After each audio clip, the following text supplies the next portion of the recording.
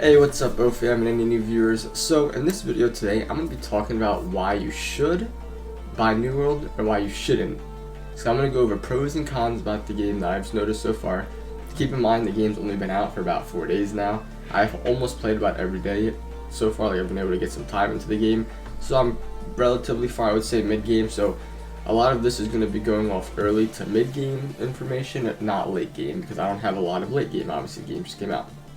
So furthermore, let's start off with the bad news. Let's go off with the cons first. So one of the big major issues right now in this game, like any other new MMO that comes out, is the fact that the server queues and the servers are enormous. So they have, if I recall correctly, there's like around 50 servers that they released, but every single server is pretty much full. Once times get to about, like, I want to say like 4, 5, 6 Eastern time, so in your respective time zone you can do like the math for the time, but queues start to become very large unless you pick like a super underpopulated server, but even those ones still have queue times.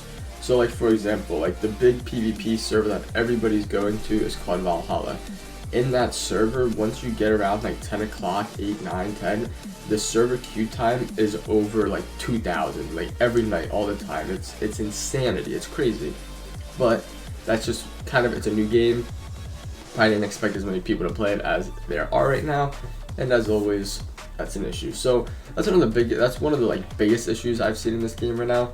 Now let's talk about con number 2, and I will justify this con note in a way because this is like lore wise why it's not in the game, but there's no mounts in New World, and reason being, lore in the game, when you travel to the island, any animal that goes on this island gets corrupted by the corrupt energy, and you just can't tame any animal, which is understandable. So that's lore wise, you don't get it.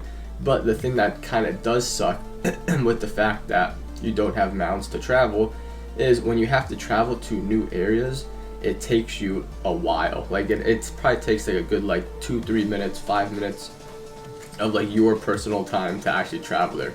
But on the bright side, the game does have fast traveling. So once you first make your journey to a location, you unlock fast travel, and then you can start fast traveling from one location to the next. So there are bright sides about this and there are bad sides about this.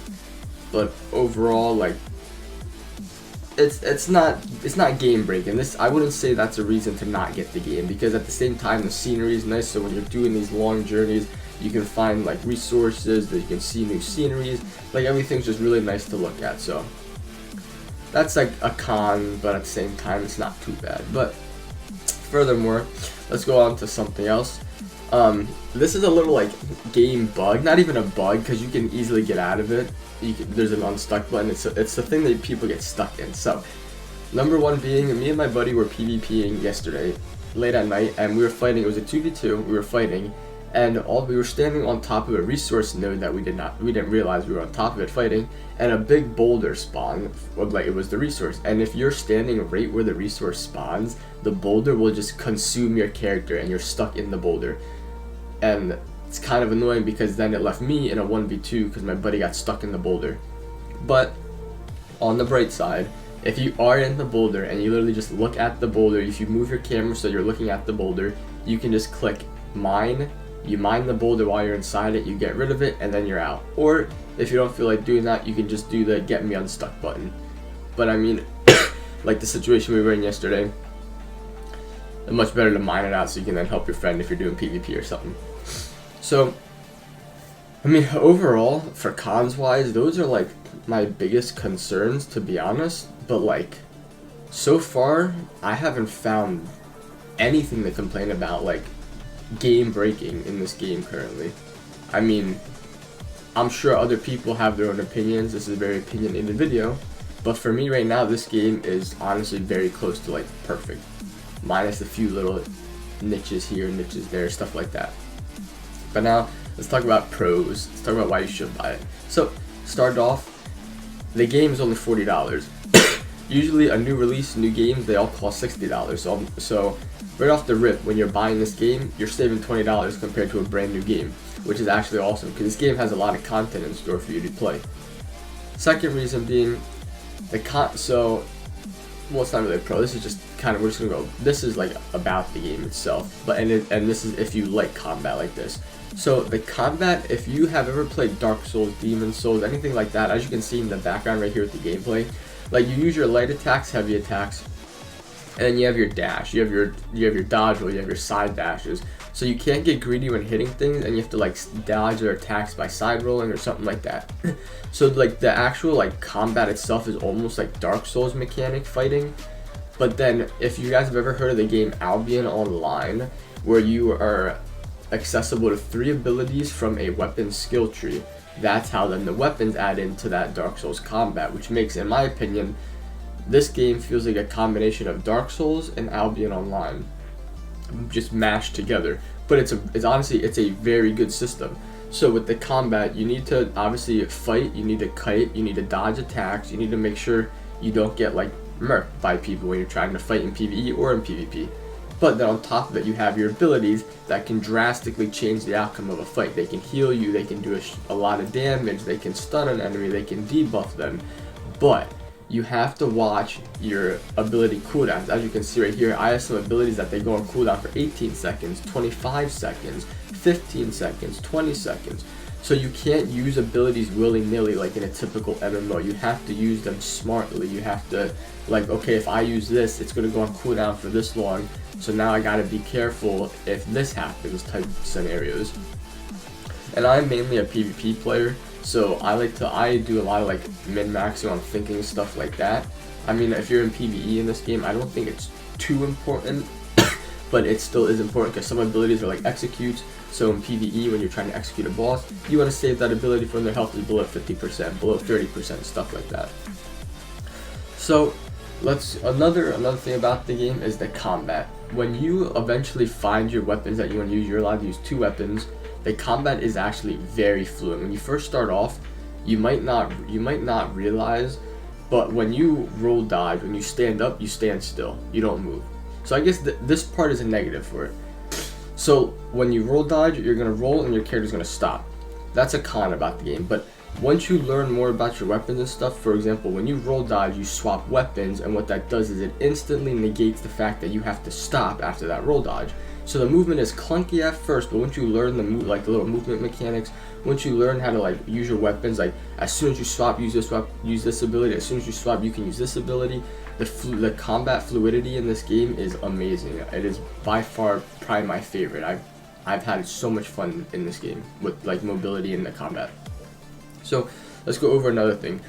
The customization of your character is wide. The variety is very solid. For a game that only has 3 strength weapons, 3 dex weapons, 2 ranged weapons, and 3 magical weapons. So that's 11 weapons you can choose from, but you could easily make 100+ builds in this game, because then you also have equip load in your inventory depending on how much your character will weigh. So if you're in the light equip load, you do 20% more damage, so you can become like a glass cannon. If you're in the medium equip load, you can be like a bruiser type build, like I am right now in this video. I have sword and shield battle axe, so I'm tanky, I have unstoppables, and I have nice healing.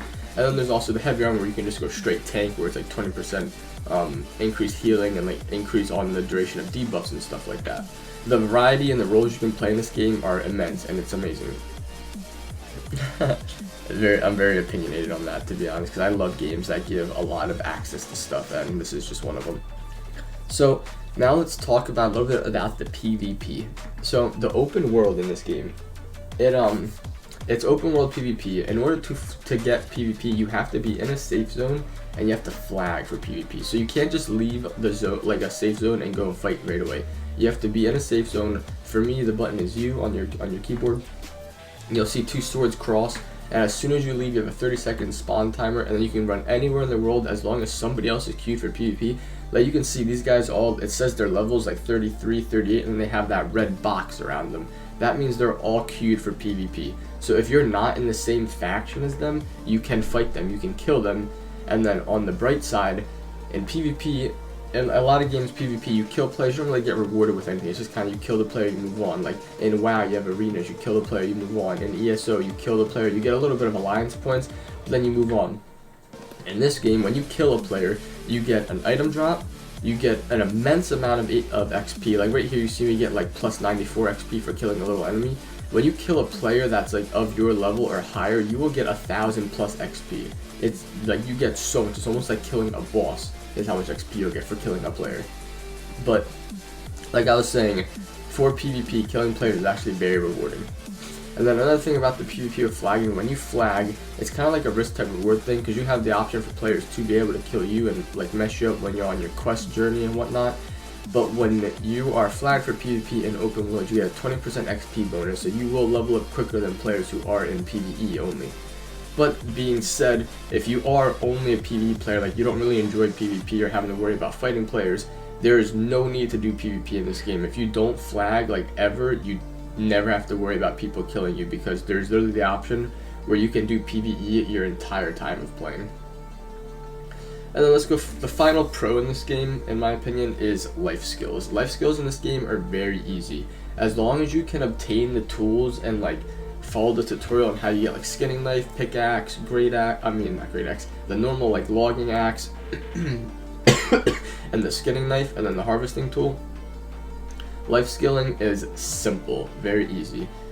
Literally all you do is you have the tools, you run up to an area, there's iron ore, you mine it, your mining starts to increase. Once you get to like a certain level, then you can start getting the higher ores. It's very simple.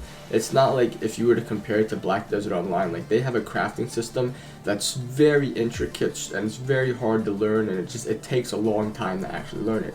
In this game, it's just very forward. You kill an animal, you skin it. If you're not high enough level to skin it, then you have to go to a lower level area, kill those animals, skin them, eventually get your skinning high enough to go back to the higher level area and skin the high level area enemy. So with all that being said, my personal opinion, I would say this game is totally worth $40, no doubt in the back of my mind. Personally, it's a game that I come from Elder Scrolls Online. I've been looking for a new game, and this game has hit everything that I hated about MMOs in the past, like right on the money. Me and my buddies were talking about it. The best way to describe this game is to say they watched every single MMO in history, and they picked every little piece of it that was really good for that game, and they just mashed it into New World and created this game that has really no problems yet. But like I said in the beginning, I've only been playing from mid to early game right now. I'm not in late game yet. Nobody's really in late game yet. So that could change. But as always, guys, thank you for watching. Don't forget to like, comment, and subscribe. I would really like to hear your opinions. Like if you guys have any pros and cons about the game, like let me know, because maybe it's something I've overlooked, maybe it's something I didn't look, because obviously I am very biased, because I've been looking forward to this game for 2 years. So I've been very excited about this game, and so far it has hit everything on the mark that I want to play in the game, and I'm enjoying it so much. And it's hard to find cons, to be honest. I spent like an hour with like pen and paper just sitting here looking through stuff, going through the game, like trying to do the dumbest things that could possibly like mess me up. But I really couldn't find anything. So like that, everybody, I hope you enjoyed the video. Have a good rest of your day.